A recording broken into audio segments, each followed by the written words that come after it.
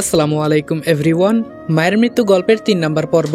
তো চলো বেশি কথা না বলে গল্প শুরু করা যাক। আম্মু আমার পাশে বসে বলল, আমি খুব খারাপ একজন মা, তাই না? এবার আমি আমার আম্মুকে জড়িয়ে ধরে বললাম, ধুর আম্মু, তুমিও না, কি আজে বাজে কথা বলো, তুমি তো আমার কাছে বেস্ট একজন আম্মু। আম্মু আমাকে জড়িয়ে ধরে বলল, জীবনে চলার পথে একজন সঙ্গী দরকার হয়। আমি ওনাকে বিয়ে করতে চাই নাই, তবে সবকিছু চিন্তা করেই করতে হয়েছে।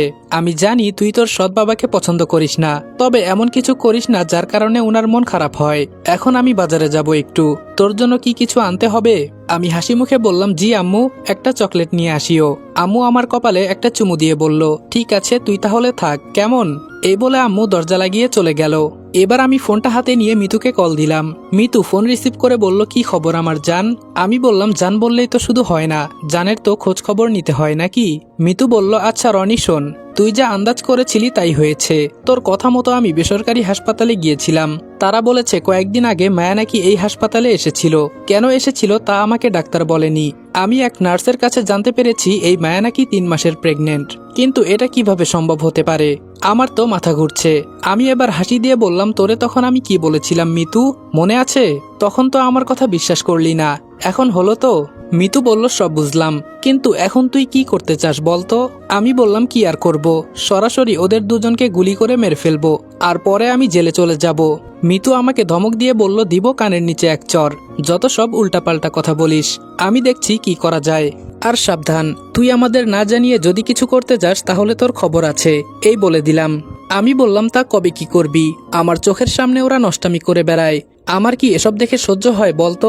এই মিতু, ফোন রাখ, মায়া এইদিকেই আসছে। মিতু বলল, আমি কি বলেছি মনে থাকবে তো?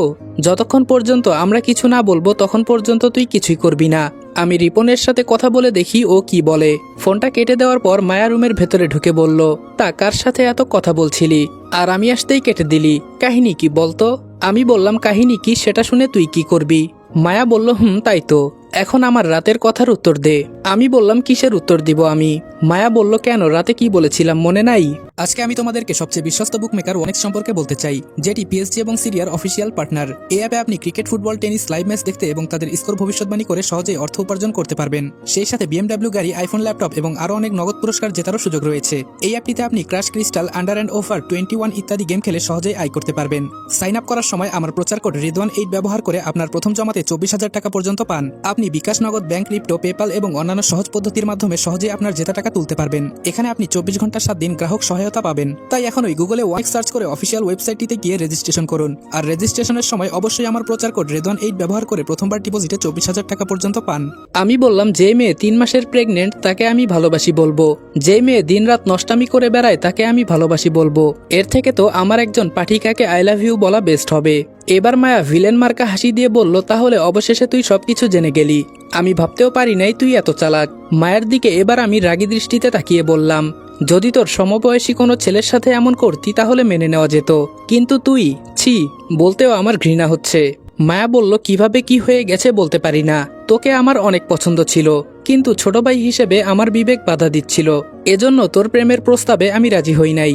জানিস সেই দিন ছিল সোমবার, বাসায় কেউ ছিল না, তুই, আমার মা, বাবা আর চাচা চাচি মিলে কোথায় যেন ঘুরতে গিয়েছিলি, আর তোর সৎ বাবা বাজারে ছিল। সেই দিন আমি ওয়াশরুমের দরজা খুলে গোসল করছিলাম, আমার শরীরে কোনো কাপড় ছিল না, আমি মনের সুখে গোসল করছিলাম, ভেবেছিলাম সবাই যেহেতু বেড়াতে গেছে তাহলে আজকে আর কে আসবে, কিন্তু তোর সৎ বাবার কথা আমার মনে ছিল না। যখন আমার গোসল শেষ তখন তোর সৎ বাবাও বিনা কাপড়ে ওয়াশরুমে ঢুকে গেল। পরে আর কি বলবো, বলতে পারিস বয়সের হিসাব বাদ দিয়ে আমাদের ভেতরে প্রেম হয়ে গেছিল, তবে সেই প্রেমটা ছিল শুধু শারীরিক প্রেম, এটাই পার্থক্য। আর যখন আমি জানতে পারি আমি প্রেগনেন্ট তখন চিন্তা করি এই অপবাদ তো কাউকে চাপিয়ে দেওয়া যাবে না, তাই তোর সৎ বাবা আর আমি মিলে পরামর্শ করলাম সেটা তোর উপর চাপিয়ে দিব, কেমন হবে বলতো? এক ঢিলে 2 পাখি। আমি হাসতে হাসতে বললাম, সবকিছু কি তোর সোজা মনে হয়? তোরা যেই অপরাধ করেছিস তার শাস্তি তো তোদের পেতেই হবে। মায়া বলল, আমাদের আবার শাস্তি দিবি তুই? আজকের পর থেকে তো তুই আর তোর মাঝে বেঁচেই থাকবি না। এই বলে মায়া মুখে মাস্ক পরে নিল। এইদিকে আমি তাড়াতাড়ি টেবিলের ড্রয়ার খুলে দেখি এখানে কোনো পিস্তল নেই। মায়া হাত দিয়ে ইশারা করে বলল, এখানে কোনো পিস্তল নেই, আমি এটা আগে থেকেই সরিয়ে রেখেছি। এই বলে মায়া কি একটা হাতে নিয়ে আমার উপর স্প্রে করে দিল। যে আমি মায়াকে ধরতে যাব তখনই আমি অজ্ঞান হয়ে গেলাম। যখন আমি চোখ খুললাম তখন দেখি আমার হাত পা নাড়াতে পারছি না। আমাকে একটা প্লাস্টিকের চেয়ারের সাথে বেঁধে রাখা হয়েছে। আরে এটা তো আমার রুম। হঠাৎ বিছানার উপর চোখ পড়তেই দেখি মায়া আর আমার সৎ বাবা তারা শারীরিক সম্পর্কে লিপ্ত। এসব দেখে সাথে সাথে আমি চোখ বন্ধ করে নিলাম। হঠাৎ মায়া বলল, কি করব বল, তুই যেহেতু সবকিছু জেনেই গেছিস তাই তোর সামনে এসব করতে হচ্ছে। এখন তোর সাথে কিছুক্ষণ খেলবো আর একটা ভিডিও করব, তাতেই তোর মুখ বন্ধ হয়ে যাবে। হঠাৎ করেই আম্মু এসে বলল, এই তোমরা এসব কি করছো? ছি, লজ্জা করে না আজহারুল, নিজের মেয়ের বয়সে একজন মেয়ের সাথে এসব করতে। আর মায়া তুই কি না শেষ পর্যন্ত, ছি। আম্মুর কথা শুনে মায়া আর সৎ বাবা কোনো রকম কাপড় পরে নিল। আম্মু আমার দিকে তাকিয়ে বলল, বাবা তোকে ওরা আটকে রেখেছে, ওদের কাউকে আমি ছাড়বো না। এই বলে যেই আম্মু আমার কাছে আসবে তখন আমার সৎ বাবা বিছানা থেকে লাফ দিয়ে উঠে আমার আম্মুর চুল ধরে বলল, শালি তোকে আজকে আর বাঁচিয়ে রাখবো না, সবকিছু দেখেই যেহেতু নিলি তাহলে আজকে তুই শেষ। তুই বেঁচে থাকলে আমরা বাঁচতে পারবো না, আর আমাদের বাঁচতে হবে, আমাদের জন্য তুই মরে যা। আমি এবার জোরে চিৎকার দিয়ে বললাম, কুত্তার বাচ্চা, সাহস থাকলে আমার হাতটা একবার খুলে দে, এরপর দেখ আমি তোদের কি করি।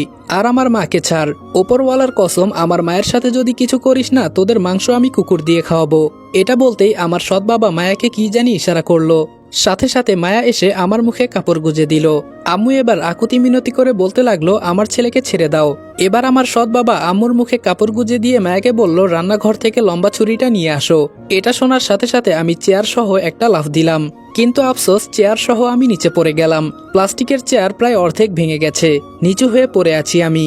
আম্মুকে ধরে আমার সৎ বাবা আমার কাছে এসে পা দিয়ে আমার মুখে জোরে একটা লাথি দিয়ে বলল, তুই আমার পথের কাঁটা ছিলি, তোকে কিভাবে কি করতে হবে আমি সেটা জানি। অনেক আগেই তোকে মারতে চেয়েছিলাম, কিন্তু মারি নাই একটা কারণে। মায়ের পেটে আমার যেই সন্তান আছে সেটা তোর উপর দিয়ে চালিয়ে নিব, কিন্তু আজকে তোর মা আমাদের মাঝে এসে অনেক বড় ভুল করলো রে। তোর মাকে যে এবার মরতে হবে, আর আমি তো তোদের সম্পত্তি পাওয়ার জন্য তোর মাকে বিয়ে করলাম। যদি বাঁচাতে পারিস তো বাঁচিয়ে দেখা, না হলে ভাব আমি না তুই কাপুরুষ। এইদিকে আমার চোখ দিয়ে পানি পড়ছে, মনে মনে শুধু এইটুকু বলছি, আমার আম্মুর যেন কিছু না হয়। এই পৃথিবীতে আজকে আমার থেকে অসহায় মানুষ মনে হয় আর কেউ নেই। নিজের চোখের সামনে আমার আম্মুকে মারবে বলেছে, আর আমি কিছুই করতে পারছি না। কিছুক্ষণ পর মায়া লম্বা একটা ছুরি নিয়ে রুমের ভেতরে ঢুকলো। মায়া কাপা কাপা হাতে ছুরিটা আমার সৎ বাবার হাতে দিল। আমি নিজেকে ছাড়ানোর চেষ্টা করছি বলে মায়া আমার কাছে এসে আমাকে সোজা করে বলল, এখানে চুপচাপ বসে থাক, বেশি নড়াচড়া করবি না, না হলে এটা কিন্তু আগে তোর গলায় চালাবো। মায়ের কথা শুনে আমার চোখ থেকে এক ফোঁটা জল গড়িয়ে পড়ল। আমি মায়াকে চোখের ইশারা করে বোঝাতে চাচ্ছি উনি তোর আপন চাচি হয়, প্লিজ এমন করিস না, যা করার দরকার হয় আমার সাথে কর। আমি কি বুঝাতে চেয়েছি হয়তো মায়া তা বুঝে গেছে, এজন্য মায়া আমার সামনে থেকে সৎ বাবার কাছে গিয়ে বলল, এখন তাহলে তুমি কি করতে চাও, যা করার তাড়াতাড়ি করো। আমার সৎ বাবা বলল, কি করতে চাই মানে, তুমি এই ছেলের চোখ বেঁধে দাও, বাকিটা আমি দেখছি কি করা যায়। এই কথা শুনে মায়া আবার আমার কাছে আসলো। এবার আমি চোখের পানি ছেড়ে শেষবারের মতো মায়ের দিকে অসহায় হয়ে তাকালাম, কিন্তু মায়া এসে আমার চোখ বেঁধে দিল। আজকে নিজেকে সত্যি কাপুরুষ মনে হচ্ছে। যদি আমার আম্মুর কিছু হয় না তাহলে আমি ওদের কাউকে ছাড়বো না। অনেকক্ষণ হয়ে গেল রুমে কোনো রকম সারা শব্দ নেই। আমার রুমটা একেবারে নীরব, তবে আমার বুকের ভয়টা যেন বেড়েই চলেছে। ওরা আবার আমার আম্মুর সাথে কিছু করবে না তো? ইস, কেন যে আম্মু এই সময়ে আসতে গেল। হঠাৎ করে মায়া আমার চোখের বাঁধন খুলে দিল, কিন্তু মায়ের হাত রক্তে লাল হয়ে আছে। তাড়াতাড়ি আমি সামনে তাকিয়ে দেখি আমার সৎ বাবার হাতে ছুরিটা, আর আমার আম্মুর 3টা টুকরো নিচে 3 দিকে